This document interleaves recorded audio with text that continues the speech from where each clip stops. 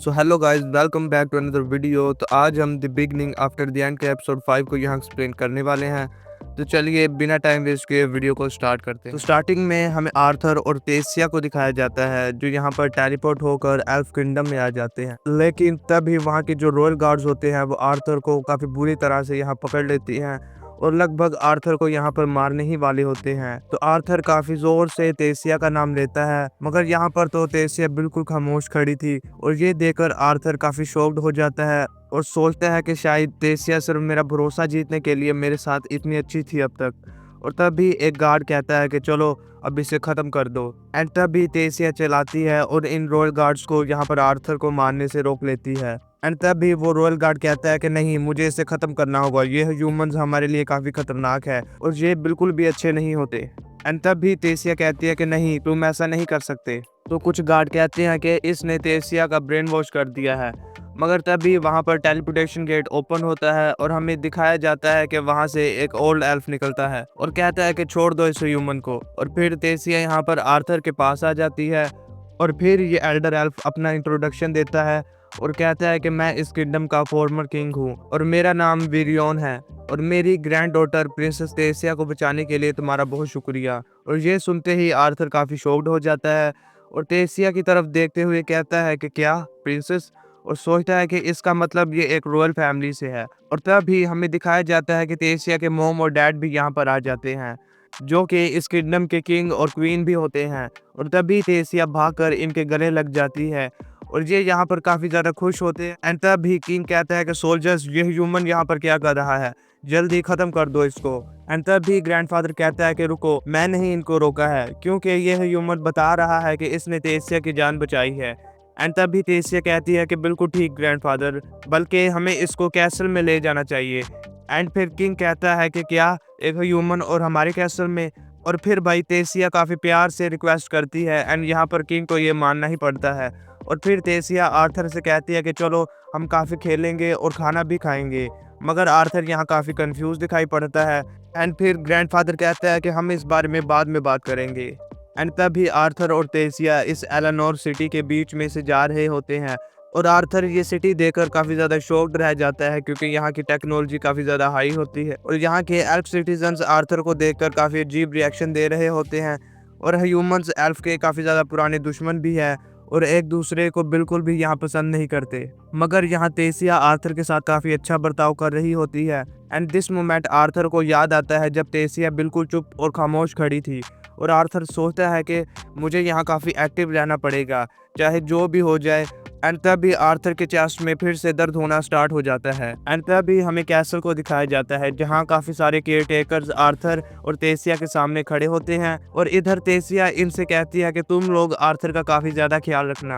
और यहाँ पर सारे केयर टेकर्स तो काफी शॉक्ड हो जाते हैं। एंड फिर वहाँ पर किंग और क्वीन आ जाते हैं एंड आर्थर यहाँ इनको देखकर कहता है कि अब हमें उस बारे में बात कर लेनी चाहिए। और अगले ही मोमेंट हम देखते हैं कि आर्थर और तेसिया और उनके मोम और डैड और ग्रैंडपा एक साथ होते हैं इस सारे मामले को डिस्कस करने के लिए। और इधर आर्थर खड़ा होता है और आर्थर कुछ कहने ही वाला होता है, लेकिन तेसिया तभी कहती है कि तुम वहाँ खड़े क्यों हो, चलो यहाँ पर आकर बैठ जाओ। और फिर आर्थर वहाँ पर बैठ जाता है और भाई तेसिया कहती है कि अरे स्नैक्स और चाय भी लेकर आओ। एंड वो भी यहाँ हाजिर हो जाते हैं। एंड तभी किंग अपने आप को इंट्रोड्यूस करता है कि मैं यहाँ का किंग हूँ और तेसिया का फादर भी, एंड मेरा नाम एल्डविन है और ये यहाँ की क्वीन और तेसिया की मोम है और इनका नाम मैरियल है। और इधर ग्रैंडफादर भी अपने आप को दोबारा से इंट्रोड्यूस करता है।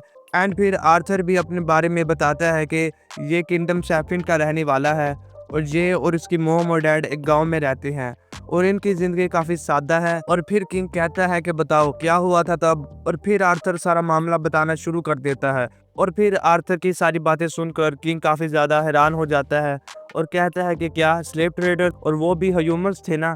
और फिर आर्थर कहता है कि ये स्लेव ट्रेडिंग तो कोई भी कर सकता है, आपके किंगडम में भी कई ऐसे एल्फ होंगे जो स्लेव ट्रेडिंग करते होंगे। और फिर ग्रैंडफादर कहता है कि इसका मतलब तुमने तेसिया को बचाया है, मगर कैसे, तुम तो एक बच्चे हो। एंड फिर आर्थर कहता है कि सर बेशक मैं एक बच्चा हूँ, मगर मैं एक मेज सोर्सरर हूँ। एंड ये सुनकर किंग कहता है कि इसका मतलब तुमने उनको हराया होगा। एंड ये सुनकर तेसिया भी खड़ी हो जाती है और कहती है कि हाँ डैड, आप बिल्कुल ठीक कह रहे हैं। और ये सुनकर ये सारे लोग शॉक्ड हो जाते हैं इवन के जो एफ गार्ड होते हैं वो तो अपनी तलवार निकाल लेता है। एंड तभी ग्रैंडफादर कहता है कि मैं कहता हूँ कि अपनी तलवार पीछे कर लो। एंड तभी तेसिया कहती है कि डैड, आर्थर बिल्कुल सही कह रहा है, उन स्लेव ट्रेडर्स ने मुझे किडनैप किया था और तो उनका प्लान मुझे बेचने का भी था। और तभी तेसिया की मोम इसे गले लगा लेती है। एंड ये सब सुनने के बाद किंग कहता है कि चलो मैं तुम पर ट्रस्ट करता हूँ।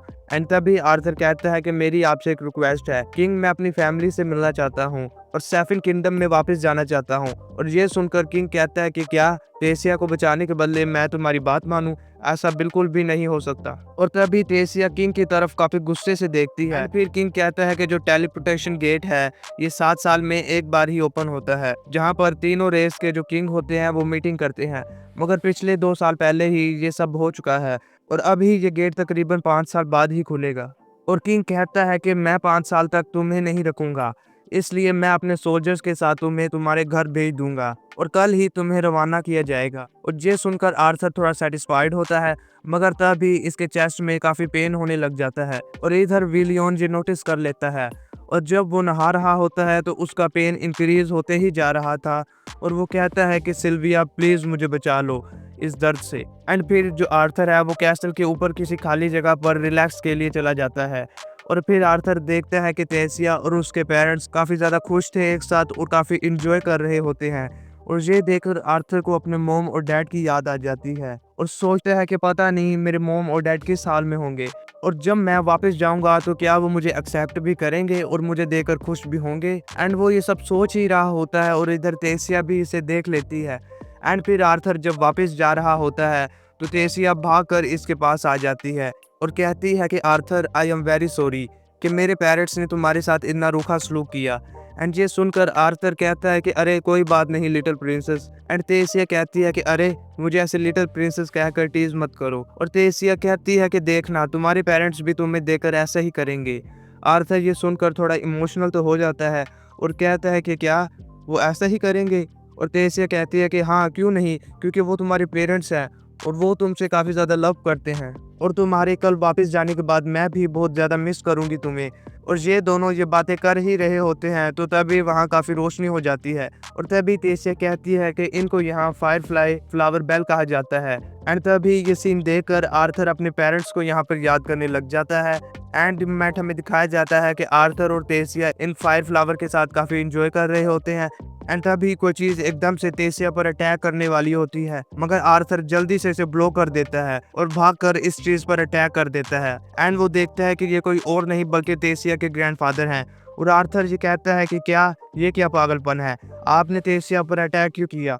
और फिर ग्रैंडफादर कहता है कि अरे मैं तो सिर्फ तुम्हें टेस्ट कर रहा था और तुमने मेरे अटैक को ना सिर्फ ब्लॉक ही किया बल्कि दोबारा अटैक भी किया, वो भी काफी तेजी के साथ। और शायद अब मैं मान सकता हूँ कि तुमने उन स्लेव ट्रेडर को मारा होगा। एंड तभी तेसिया आकर कहती है कि प्लीज ग्रैंडफादर ये सब करना बंद कर दीजिए। और तभी ग्रैंडफादर विलियन आर्थर को एक वुडन स्वॉर्ड दे देता है और मैजिक से तेसिया को साइड पर बिठा देता है। एंड तभी आर्थर भी इधर फाइट के लिए तैयार हो जाता है और जैसे ही आर्थर पहला अटैक करता है तो विलियन इसे डॉज कर लेता है क्योंकि इसकी जो स्पीड है वो काफ़ी ज़्यादा होती है इधर आर्थर से। और इधर विलियन आर्थर के सभी अटैक को डॉज कर रहा होता है और आर्थर जब फिर अटैक करने की कोशिश करता है तो विलियन अपने हाथ से इसकी स्वॉर्ड को ब्रेक कर देता है। एंड तभी आर्थर की स्वॉर्ड का पीस काफी तेजी के साथ तेसिया की तरफ बढ़ रहा होता है। एंड आर्थर अपने स्वॉर्ड को शूट करके तेसिया को बचा लेता है। एंड फिर आर्थर माना को कंसंट्रेट करके काफी तेजी के साथ विलियन पर अटैक करता है और यहाँ विलियन की आंख काफी खतरनाक दिखाई देती है और फिर विलियन आर्थर को पीछे धकेल देता है, मगर आर्थर फिर से काफी तेजी के साथ अटैक करता है और विलियन के फोरहेड को टच कर लेता है। और विलियन कहता है कि क्या तुमने मुझे टच कर लिया, तो चलो अब राउंड 2 शुरू करते हैं। और तभी तेसिया विलियन के पीछे आकर काफी जोर से चुंटी काट देती है और कहती है कि बस अब कितना तंग करोगे इस बेचारे मासूम आर्थर को। एंड फिर आर्थर एल्डर विलियन को थैंक्स कहता है कि इन्होंने इसे लड़ाई करने के काबिल समझा। एंड फिर विलियन कहता है कि अगर ऐसा है तो क्यों ना तुम मेरे डिसिपल बन जाओ। और आर्थर ये सुनकर काफी शॉक्ड हो जाता है कि क्या ये मुझे अपना डिसिपल बनाना चाहते हैं। और फिर आर्थर कहता है कि अभी तक तो मेरे पेरेंट्स तक को ये भी नहीं पता कि मैं जिंदा भी हूँ कि नहीं। और फिर विलियन कहता है कि एक तरीका है जिससे तुम अपने पेरेंट्स से कांटेक्ट कर सकते हो। एंड फिर विलियन कहता है कि क्या तुम मेरे डिसिपल बनोगे। और इधर आर्थर इस बारे में सोच ही रहा होता है। एंड तब भी आर्थर की चेस्ट में काफ़ी ज़्यादा दर्द होना शुरू हो जाता है। एंड फिर विरियन कहता है कि तुमने एक बीस विल को इनहेरिट किया है ना, और शायद अब तुम मरने वाले हो। सो गाइस, ये वीडियो यहीं पर ख़त्म होती है। तो अगर वीडियो अच्छी लगी हो तो वीडियो को लाइक कर देना, चैनल को सब्सक्राइब कर लेना। तो मिलते हैं नेक्स्ट वीडियो में, तब तक के लिए गुड बाय।